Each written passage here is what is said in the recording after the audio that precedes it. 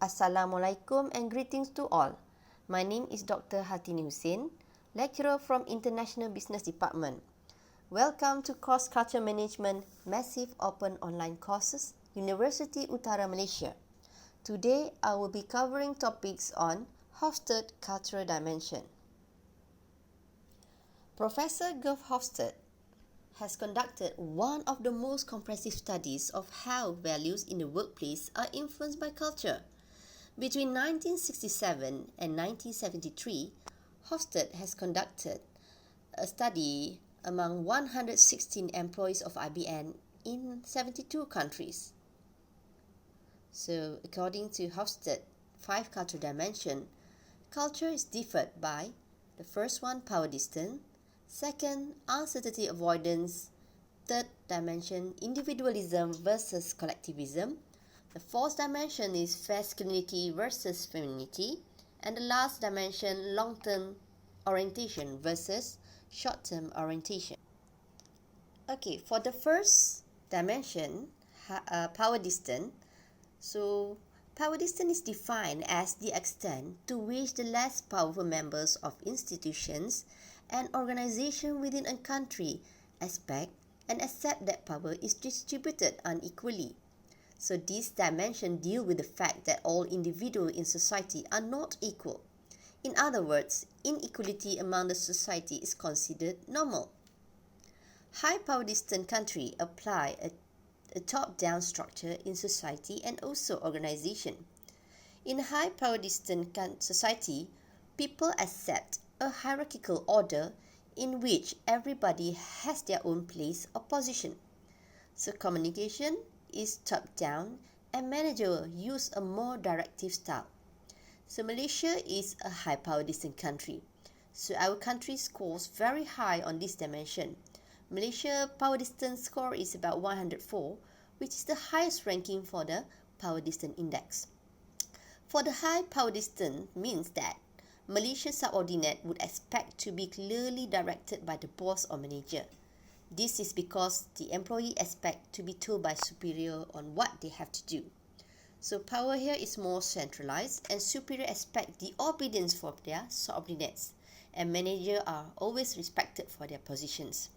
Challenging boss leadership is not well received. Questioning boss order also are not accepted. So the subordinate superior relationship tend to be more formal, and there is a large gap between the subordinate and top management. So the subordinate should not try to be so close or so friendly to their bosses or superior. At a score of 54, Japan is also a high power distance society. So as what we know, Japanese are always conscious of their hierarchical position in any social setting. So decision-making process is slow because the decision must be confirmed by each layer of hierarchy, and only the top management can make the final decision.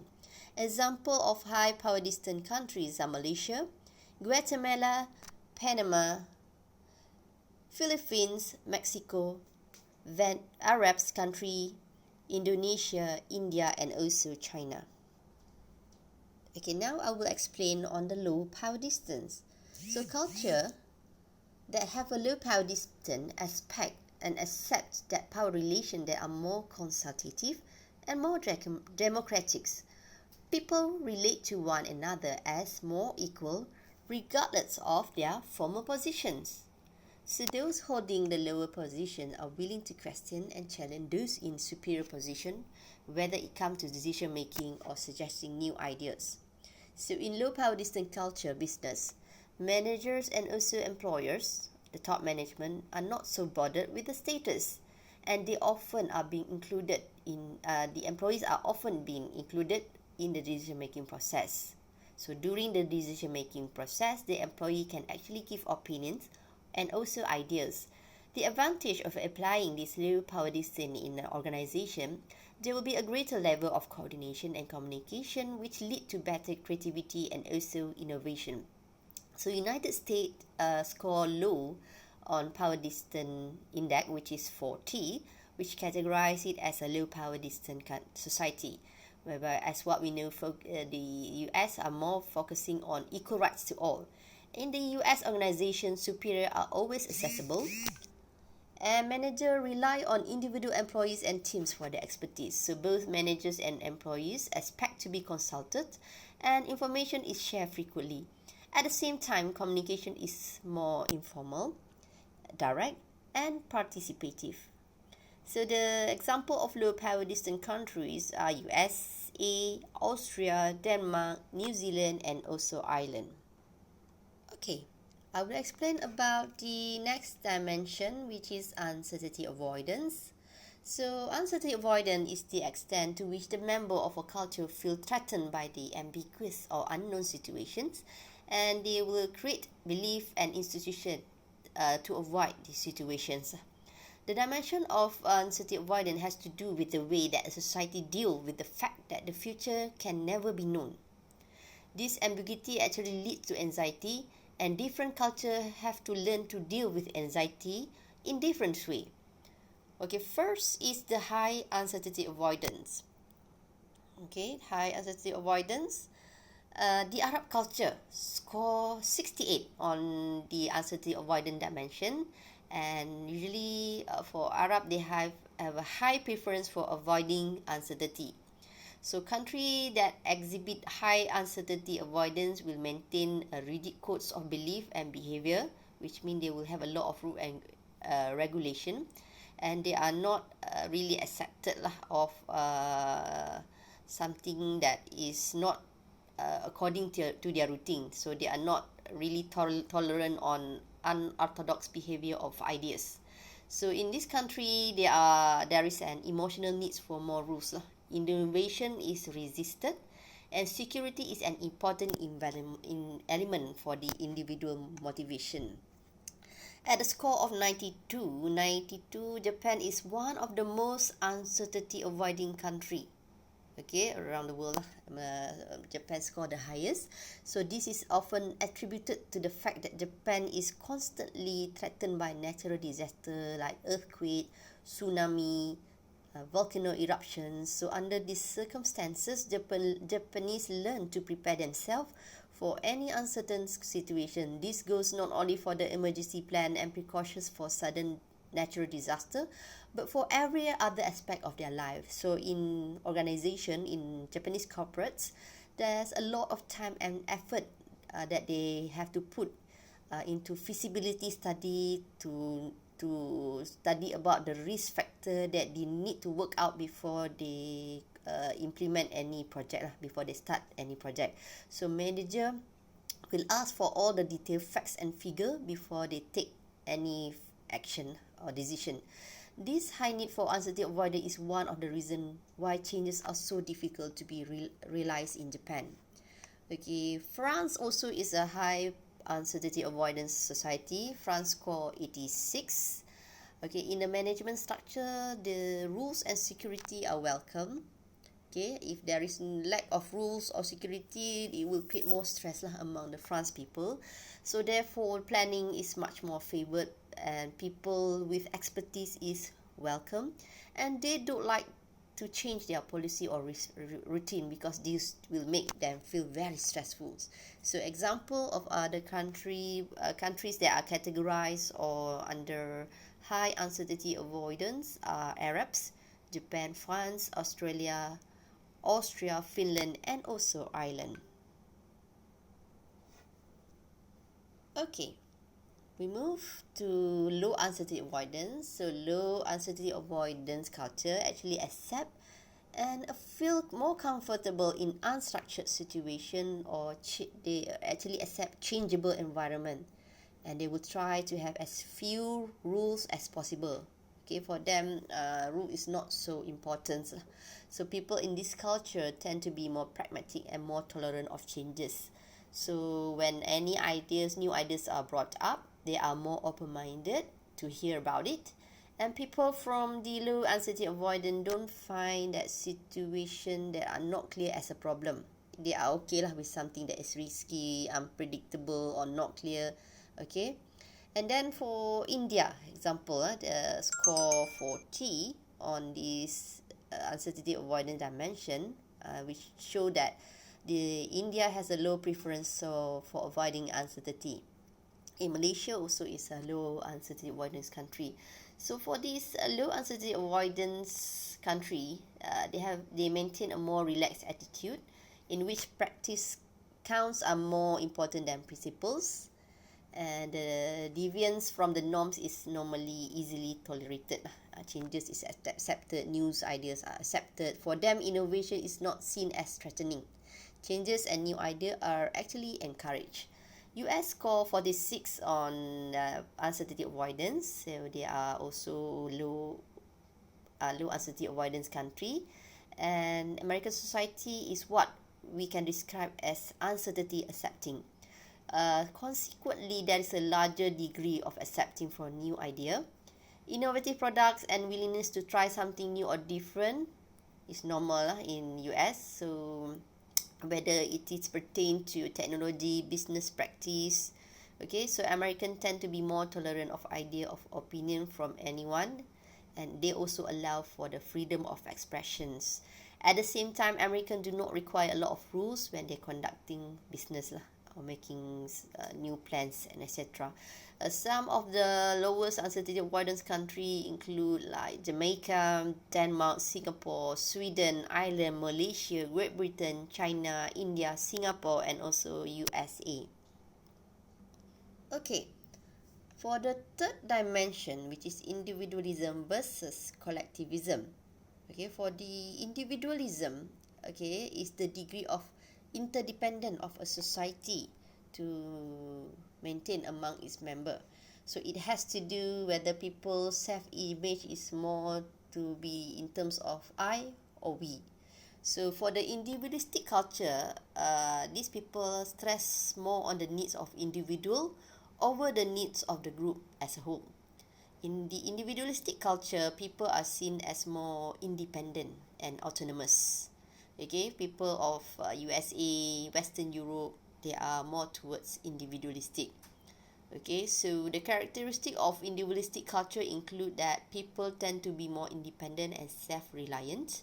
So individualistic culture stress that people should be able to solve problem or accomplish goal on their own without having to rely on assistance from others. Okay, so workplace tend to be highly competitive because it encourages employees to believe that performing their best will enable them to reach their own professional goals. So employees working in individualistic work culture tend to be more highly productive and self-motivated. They are encouraged to be more expressive and unique. Okay, so work done by worker by their own self-interest and their own initiatives. So leader believe that autonomy and personal incentive are what individual need to be happy and driven in the organization. So several countries that are considered individualistic culture are United States, UK, Canada, Sweden, Germany, Ireland, South Africa, and also Australia. United States score 91, okay, which show that US is a highly individualistic culture. So individualistic society people usually they will look after themselves and only their close family. In the business world, employees are expected to be more self-reliant, independent, and display own initiative. In organization, hiring and promotion are based on the merit or evidence of what one has done, which is their experience, or what one can do, which is their skill or their competencies. So in France, the relationship with work is more on contract based. The focus is more on tasks, and the communication is more direct, and everyone is allowed to speak up to voice out their own opinions. Okay, next one is the collectivism. So example, Indonesia. Okay, Indonesia with a low score of 14. So this country is categorized as a collectivist society. So they emphasize much on taking care of family and relationship with other. Loyalty in collectivist culture is very important, and everyone will take care of each other. The action of individual are influenced by various concepts such as the opinions of family, neighbors, work groups, and others. And usually for the hiring and promotion decision are made based on relationship. Example of collectivism countries are China, Korea, Japan, Indonesia, Malaysia, Venezuela, Brazil, and also India. Okay, for the fourth dimension, which is masculinity versus femininity. So masculinity, femininity is the degree where a society value assertiveness and materialism versus feeling, relationship, and quality of life. So masculinity versus femininity is the fundamental issue here is what motivate people, whether they want to be the best, which is masculine, or they like or enjoy what they do, which is more towards femininity. Okay, first I will explain about masculinity. So a high score of masculine indicate that the society usually will be driven by competition, achievement, and success. Okay, with success, then only they know, okay, who is the winner, who is the best in the field. It is a value system that actually start from the school and continue in the workplace and organization. So material gain, rewards actually bring them more motivation for people to work very hard lah.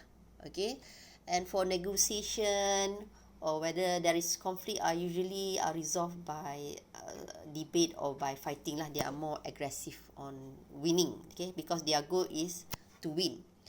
So United States, China, and Japan are masculine society. So managers always emphasize on competition and performance. So United States scores 62 on masculinity dimension. So they are masculine society. So behavior in school, work, okay, are based on the shared value that people should strive their best, should strive to be the best they can be, and that the winner takes all. So as a result, Americans tend to display and talk freely about their success and achievement in life. Okay, they are very proud to share about their success. So they can actually earn monetary rewards and attain higher status based on how good one can be, and they are more competitive. Everyone will strive to be the best. Okay, they will compete among each other. So the focus of masculine country is they work to live. Okay, which means people live in order to work lah. Okay, they need to ensure success. Okay, because the need to ensure success can be exemplified by the fact that many Japanese will sacrifice family and leisure because of their priority to works. Leisure time for them is not important, so that's why normal we can see that they work very hard. At the score of 95, Japan is one of the most masculine society in the world. So in organization, in Japanese corporate, you can see that employees are most motivated when they are fighting in a winning team against their competitor. Okay, when you can also see the Japan will drive for excellence and also perfection. Japanese worker, we can see they are very workaholic, and it's normal for them to work long working hours. Overtime is normal. Okay, in masculine countries, hard for women to climb up the top management management position. Okay, with their masculine norms, especially in Japan, because they only accept men as a leader. So example, high masculine country, Japan, Arab, US, Hungary, and also Austria.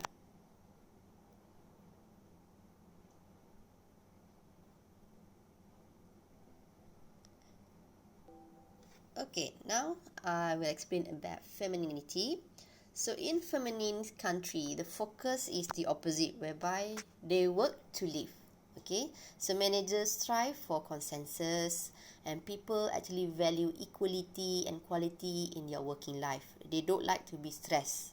Okay, so conflict are usually resolved in a more compromising way. They are use compromise during negotiation. Their incentive is not reward lah. Their incentive is more like free time, flexibility, because they focus on the well-being, and status for them is not really important lah. For example, with a score of 43, France is a feminine country. They are very famous with their welfare system. They apply the 35 working hours only per week and 5 weeks holiday per year. And France very concerned about the quality of life, and they are focused more on their work in order to live lah. Okay, they only work to live lah. Okay, so competition amongst work colleagues is not favoured. The management should be more supportive, and dialogue are used to resolve conflict. They don't like to use aggressiveness. So countries that are categorized as feminine are Sweden, Norway, Netherlands and Costa Rica. And this country also is not a big matter lah for a woman to hold a high position in the feminine culture. Okay, for the fifth dimension, which is the long-term orientation versus short-term orientation. So the long-term orientation, okay, dimension is closely related to the teaching of Confucius. Okay, in a long-term oriented culture, people are not only focused on activity of the present, but they are also investing of their resources so they can actually gain benefit in the future, especially during the rainy days. They are really carefully in terms of planning.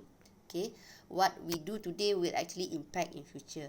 So in this situation, for them, planning, saving, patience, thrift, having a sense of shame, or the relationship by status are some of the value that are related to the long-term orientation culture. Example, China. Okay, with a score of 118, China is a highly long-term oriented society. Okay, because for example, what we can see for them, relationship, okay, are ordered by status. Okay, they emphasize smart on status. Okay, and for them, wise people are thrifty. Okay, they are be really careful in terms of planning and investment. When they invest, they tend to look in terms of for the long-term projects such as real estate. Okay, for them, traditions can be adapted to suit the new conditions. At a score of 80, Japan is also a long-term orientation culture. Okay, in company, Japan company, you can see the long-term orientation is constantly can be seen for the long-term investment and also their R&D. Okay, R&D, everything that they make for investment, research and development, even in an economically difficult times, because their priority is to gain steady growth of their market share rather than focusing on the short-term profit. They don't really focus on the short-term profit. Okay, the idea behind it is that the company are not here to make short-term profit for the shareholder, but to serve the shareholder and the society at large for many generations to come. Okay, example of country categorized as the long-term orientation are South Korea, Japan, Taiwan, Singapore, and also China. And then the last one, which is the short-term orientation. Short-term oriented culture people, they value actions or attitudes that are affected by the past or present, and they are less focusing on the future. Okay, which is the opposite of the long term. So for them, immediate stability, okay, saving their own face, respect for tradition, okay, reciprocations of gift, favor and greeting are some of the value associated with the short-term orientation culture. They believe that past and present is actually interconnected, and that which cannot be done today, which can also be done tomorrow. Society with short-term orientation, usually they have a strong concern with establishing the absolute truth. Okay, the long term are more into virtue, but the short term, they are more into establishing the absolute truth. Okay, they are more normative in terms of their thinking. Okay, showing respect to traditions. Okay, but they actually have a relatively small propensity to save for future. They're not so thrifty, okay, in terms of in saving for the future, and they are focusing more achieving quick result and short-term profit. Short-term orientation focus on delivering short-term success, short-term also one quick result okay, in terms of business, okay, they want short-term profit So example of countries under categories of short terms are USA and also France. Okay, so that's it for my explanation about the Hofstede 5 culture dimension. I hope you enjoy the lesson. Okay, thank you.